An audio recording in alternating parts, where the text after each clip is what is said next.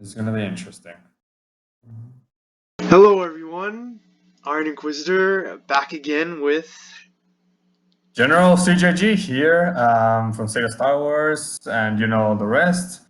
And also, The Shadow King, KingNazaru, here to consume all the original trilogy falls into the bowels of darkness. yep. And this time it's gonna be a little interesting. Oh yes. Iron, what is it now? We're gonna be reacting to the Nostalgia Critic Disneycember review of Star Wars Episode 7: The Force Awakens. We'll when we have more time, we'll cover the, and more people, we'll cover the longer Force one. Awakens one with the skits. But since we don't have much time, yeah, we're just gonna do the short one for now. Yeah. Personal note, I do like the Nostalgia Critic. Well, at least mostly his previous content, his recent content. I haven't seen it much, honestly. I liked more his previous content from 2008 to 2014, 15, if I'm mistaken. So that's the context regarding me and the Nostalgia Critic. Yeah, So, I'm with General on this one. I like his older content. Yeah, I definitely agree. He was much better and funnier. But now it's like he's half-assing everything, and he's just turned into a complete. Yeah, it's not like the angry video game nerd who actually takes time and actually does all sorts of creative stuff. But okay, excluding that, we're gonna look into his thoughts on, let's just say, the Disney Star Wars movies, specifically Force Awakens, today. So, Aaron, start that countdown. All right, 3, 2, 1, go. Disney. I know this one's gonna be Channel Awesome. Brought to you by to remake movies that they were already too good. I know I already reviewed The Force Awakens as a sibling rivalry for Disneycember, but a few years have gone by and even more Star Wars movies have come out, so I think it makes sense to look back and see if it still holds up. Force Awakens is the first Star Wars movie that pretty much had no input from George Lucas after he sold Star Wars to Disney. The funny thing about it is, it's probably the Star Wars movie that plays it the most safe, yet somehow also still takes a few risks.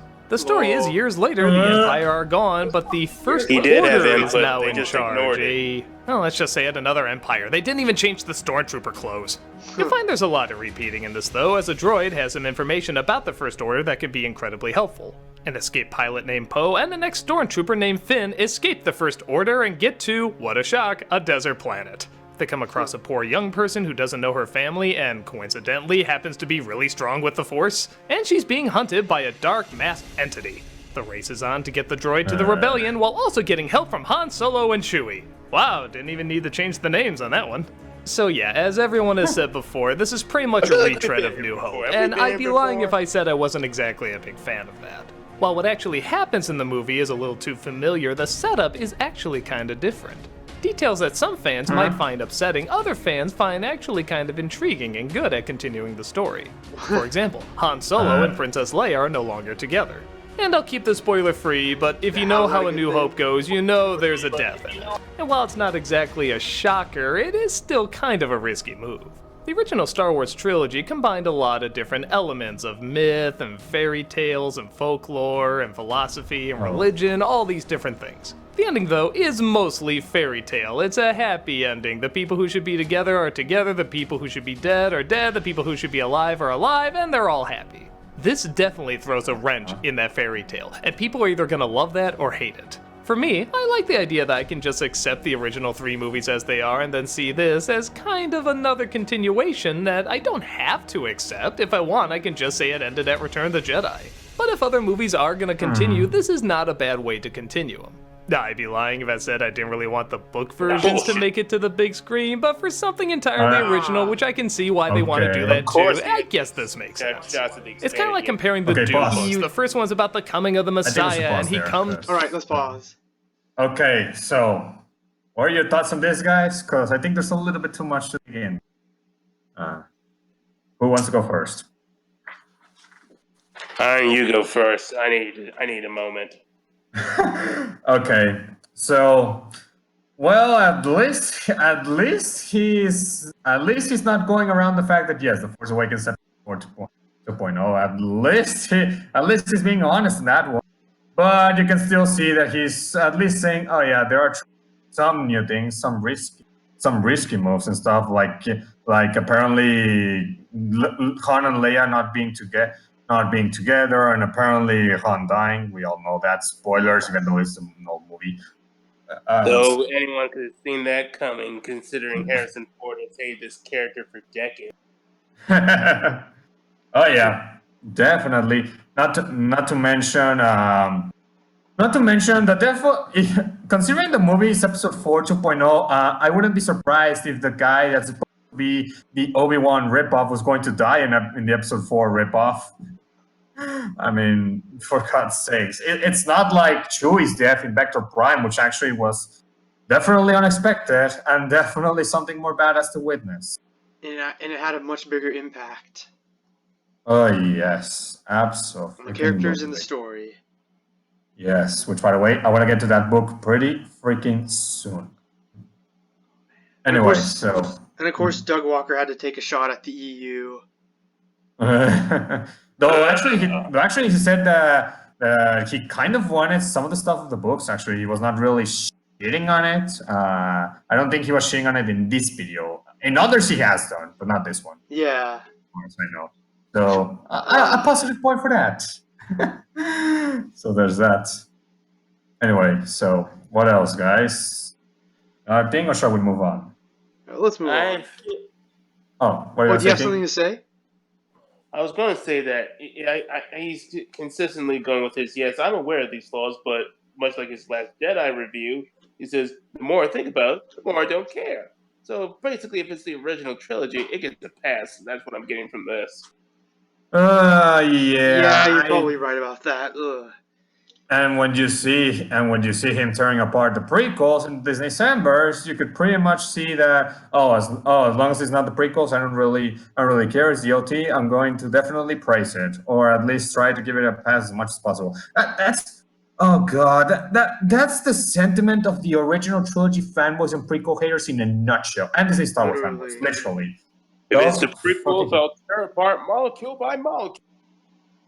Oh God, I fucking hate that stinking mentality of the Disney Star Wars fanboys and OT fanboys and prequel haters. Man. Jesus Christ. Let's just continue the video. Yeah. Aaron, 3, 2, 1, go. It brings balance. In the second one, reality sets in, and you find out it's not all that simple. While I see the charm and even sometimes the importance of the fairy tale ending, at the same time, I do like questioning happily ever after. I do like seeing what happens when real life gets in the way. How do you confront it? How do you win it? Can you win it? What happens when you fail? These are more interesting questions that I feel can help people along with life. But it also still keeps that mythos fantasy angle, and yeah, I have to be honest, it's the first Star Wars movie since probably Return of the Jedi that really felt like Star Wars. Revenge of the Sith came close, but it was still a little too Of course. This had a lot of practical effects. This had a lot of dirt on everything. This had stuff that was really there, and aliens with interesting identities, and people with interesting identities, and they were charming, and they were funny. They had mystery set up. They had villains that were complex. I wanted to see where everything was going with these characters. And as I said in my Nostalgia Critic review, I think that's why there was so much rebooting, to show that they can do a Star Wars movie. This is Disney now. Lucas is gone. They want to show that they can do this right. But again, there are still just enough risks taken that it did keep my interest, and I did want to know where the movies were going. If I saw any of the prequels on their own, I wouldn't care what was in the next film. But if I saw this on its own, I would have to know what happens next. One of the things that surprised me the most about this movie was Harrison Ford as Han Solo. I don't know how to put this nicely, but the past few years, Harrison Ford... Yeah, who's playing it? Oh, I was still playing it, sorry. Lol, Where did you guys stop? We stopped at 3:14. Sorry, guys. God, do you want to re-record it or? No, let's keep going. So what were you guys saying? Sorry, audience. Small misstep. Anyway, so yeah, fucking Doug Walker shitting on the prequels whenever he gets a chance. Oh yeah, prequels, not Star Wars movies. The Force Awakens, a genuine Star Wars movie since 1983. Yep, we've heard these same arguments from people like Confused Matthew, Nostalgia Critic, Linkara, and so many others. Chris Stockman, Jeremy Johns, And he Carlo apparently Guido. forgets that the Phantom Menace used so many practical effects. I mean, look at Coruscant. Look at all the dirt and stuff. Yep. It felt real. Indeed. I'm sure yeah. there was a few bits of CGI here and there, but it wasn't overkill. Yeah, and look at Mustafar. That had practical effects too. Though actually, let's be real. Okay, we're already tackling this podcast. Are you really going to fucking film a movie in a volcano? Like literally? No fucking director is gonna do that. There's so many toxic fumes that could damage your lungs and kill you. Not to mention fucking lava. What if the volcano erupts? Yeah, you don't have to even touch the lava to get burned by it. Yeah, literally. So nobody's gonna fucking film a freaking movie in a volcano just to make a freaking ball. Jesus Christ! I mean, by the way, that's fucking blanket ignorance in a nutshell. Wanted the our sectors to be literally filming a volcano with practical effects and shit. Oh, so fucking stupid. Yeah. Anyway, so okay, small prequel rant out of the way. Well, prequel defense rant out of the way. Let's continue. All right. So, Iron, it's 3:14, by the way. 3:14, yeah, I'm there. Okay. All right. 3:16, close enough. Okay. 3, 2, 1, go. A little too modern Lucas-y. This had a lot of practical effects. This had a lot of dirt on everything. This had stuff so that did was the really prequels. there, and aliens with interesting Phantom Menace. identities, and people with interesting Look at the identities. And they documentary. were charming, and they were funny. They had mystery set up. They had villains that were complex. I wanted to see where everything was going with these characters. And as I said in my Nostalgia Critic review, I think that's why there was so much repeating, to show that they can do a Star Wars movie. This is Disney now. Lucas is gone. They want to show that they can do this right. But again, there are still just enough risks taken that it did keep my interest, and I did want to know where the movies were going. If I saw any of the prequels on their own, I wouldn't care what was in the next film. But if I saw this on its own, I would have to know what happens next. You're One of the things that hypocritical surprised me bias. the most about this movie was Harrison Ford as Han Solo. I don't know how to put this nicely, but the past few years, Harrison Ford hasn't exactly been that amazing an actor. It always feels like he's trying to overcompensate. He's trying to act super tough to show that he hasn't been away for too long, he's not too old, and so you just kind of see the bottom of his teeth jutting out and him acting really mad, and it always felt kind of phony. But here, he's Han Solo, and he's older, and he's great, and he's hilarious, and he's smart, and he's a really great character in this. The rest Until of he the gets acting is really good too. by Rey. Kylo Ren, if you were to describe this villain to me, I would think would not be a particularly strong character. But the way he's played and written, he is so complex. He's so interesting. He is so torn. You want to help this guy out. You want him to be accepted, but at the same Definition time, he's done changed so a many lot when I terrible woke- things when and I will woke up. continue to do terrible things. And He's you as just go complex back as and forth with Skeletor. him, which is what I feel you should do with a villain like this. I'll admit it is a shall little we weird pause a little watching bit? it now, knowing the direction a lot of these films go. God. I do remember kind of this excitement when the film started Okay, I and we were think we back should in pause. Star Wars, but now Yeah, that we're let's getting... pause this. Okay, Alright, so I'm at 5:06. okay, so God, that's a lot. So where do we start? On that? Let's talk about Kylo bitch boy. Oh, fucking Kylo Ren, Complex. which, by the way, speaking of the complex thing, Iron Inquisitor already dealt with this shit in one video. He's gonna link it in this video, in which basically the entirety of Kylo Ren is literally a fucking ripoff of already existing Star Wars characters, and not just Darth Vader, but many other. He rips off 6 characters actually. Yep. So, Ripped off Darth Titus, Darth Revan, to think of the top of the head. Desan. yes, the song. Roblio Darth's lightsaber is well, his freaking lightsaber is a ripoff of Roblio's lightsaber. Oh, and also his freaking name, Kylo Ren. Yeah, Kylo Ren.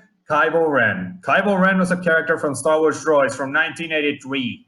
No, 86, 87, if I'm not mistaken. Somewhere in the 80s. Yeah, a fucking old Somewhere TV in the show. mid-80s. They had to have ripped it off. There's no fucking way that was a mere coincidence. No fucking way. It's too No. close. It's way too close. It's way too close. And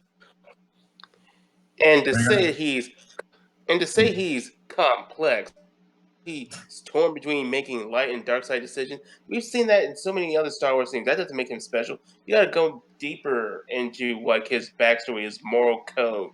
Yeah, And the film doesn't explain why.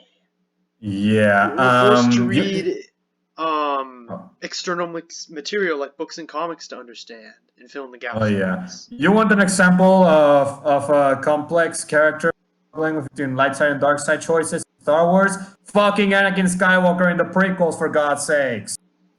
or if you don't want to go with Star Wars, go with Megatron because his origin in the IDW comics made him complex. It's kind of like similar to Darth Bane's origins in a way. Yeah, and like I said, Interesting. he's if you're gonna say he's complex, he's about as complex as Skeletor from He-Man. Or Wait, the 80s version or the 2003 version? Oh. Probably 80s. I think he means the 80s. Yeah, because the 2003 one has a bit more depth to him. Yes, so I'm referring to the 80s one. Yeah, the one that perfectly describes Kylo Ren. That's something about Kylo Ren. Now about his freaking oh god, his freaking jabs at the prequels. Oh Jesus Christ! So first he says, "Oh, if I watch anything of the prequels, I get bored. I don't care about it. But when I watch anything in the sequels, oh, I'm so interested in knowing more." And then you find out more, and you realize they screwed up the entire saga. Oh yeah, indeed. Oh, and they're gonna bring back Palpatine. I wonder what you think of that, Doc. That would be interesting. Well, he's Yeah. already given his thoughts about the Last Jedi. Oh yeah, we're definitely gonna tackle that one later day, or at least let someone else like Anomaly or even one of our State of Star Wars podcasts tackle it sooner or later. Which actually we're gonna have to, considering we're gonna do the sequel trilogy teardown, so we're gonna have to look at these videos eventually. Not in a podcast, but ourselves. So is that? Oh, by the way, viewers, if any of you remember any sort of defenses or any sort of counter arguments that Disney Star Wars fanboys and sequel trilogy fanboys used to defend those movies, please put them in the comments below because we're gonna need at least to know this that. information. Yeah, we're definitely gonna want to have that in order to tackle it. Nostalgia Critic fanboys, I know you're coming for us because we're making a video of this. Know that it is our right to watch Doug's videos, give our comments, and criticize him on his bullshit. So don't get uppity with us. We will make these criticisms and we will defend it. Yeah, and remember, I like Nostalgia Critic, especially soul content. Although I actually am no here, but hearing this, I have to call it from the middle. He literally is being one of those prequel haters, one of those not Disney Star Wars shill because he's not getting any conversation, but definitely a fanboy if you would say, definitely an OT fanboy. So keep that in mind, Nostalgia Critic fans. Anyway, so shall we finish this video? The last 50 seconds. Yeah, let's get this fucking thing over with. Okay. All right. Let's go. Iron. 3, 2, 1, go. Getting one, sometimes even two a year. I'd be lying if I said the size and magnitude of this movie hasn't gone down a little bit.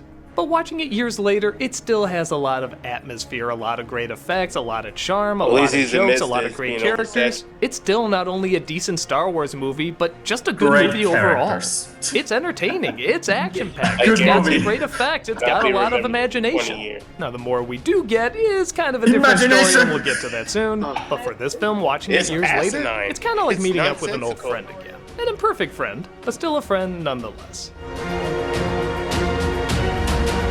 Oh god. Okay. Didn't he say that in his Force Awakens review? Yeah. I think so. It's been a while since I've seen it.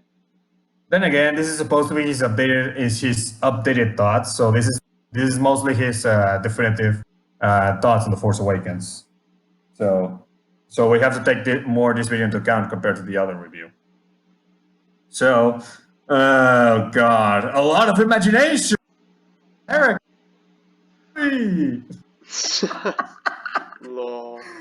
Okay, first of all, an entire rehash or a ripoff movie, I don't think that qualifies as good, considering that the majority of it is not even fucking creative or original.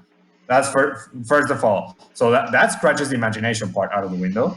Not to And mention, Jar Jar Abrams is not exactly known for imagination. Yeah. I mean, just look at the trailer for episode 9. He literally is doing all already seen before. And the resurrection of Palpatine is literally a really stupid idea to do in the Disney Star Wars sequel trilogy, because unlike in Dark Empire, bringing him alive in there would actually just obliterate the shit out of Return of the Jedi's ending and Vader's sacrifice, like literally. So, oof. Not to mention, the time period he came back actually made more sense because he came back 5 years after Return of the Jedi, as opposed to. I mean, why would he wait 30 plus years to finally come back? He wouldn't wait that long. The maximum he would wait would probably be 10, maybe 15. Yeah. Not 30. And he wouldn't allow fucking Snoke to take over the First Order. He would say, "Bitch, give me your fucking army. You're fucking dead. I'm taking over He'd be this like, fucking army. I'm the and big boy going." on the block, not you. Yeah. I'm still not convinced that Snoke is more powerful than Darth Sidious. Nah. I have not seen. Dude, if you claim you're the most powerful and yet you can't even see a fucking lightsaber about to cut you in half, you're not powerful. You're just a fucking idiot. Palpatine would have seen that coming a long time ago. Yeah, he would have fucking seen He it. would have seen it coming. Yeah, he would have literally done it.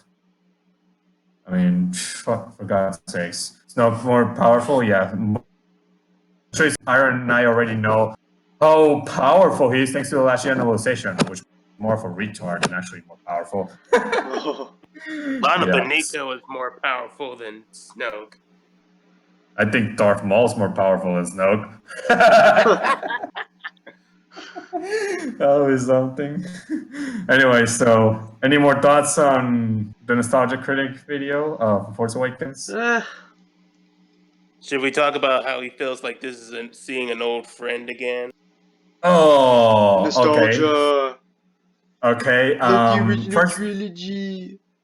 okay. First of all, The Force Awakens is not an old friend to me. It never was. It's something that I know it looks like an old friend, but I knew it was not really, because that old friend is long gone. It's long gone since 2012. You know, since the day George Lucas sold it to Disney. So I know it's not my old friend, and I know my old friend is not involved in this movie, George Lucas. So definitely screw.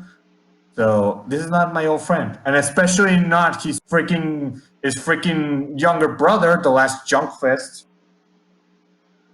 which is a big pile of mess. Lol, King definitely vomited at the mere sound of the Last Jedi. Yeah. All right, so that was Is our that it? reaction to Nostalgia Critics Disneycember. Wait, hold on. Oh, dude, okay. go One ahead. last thing. Go ahead. Well, unlike General, I will say this is a friend, but this is not seeing a good time of seeing an old friend. This is like seeing an old friend who's going through some problems, and you try to help them out, but you just don't know what to do with them, and now you don't want any part of it. Okay, I think that's a good way to describe Star Wars nowadays, especially under Disney. Yep. Yeah, I think we're done here. Yep. Okay, so All right, that's so it, that guys. was our reaction.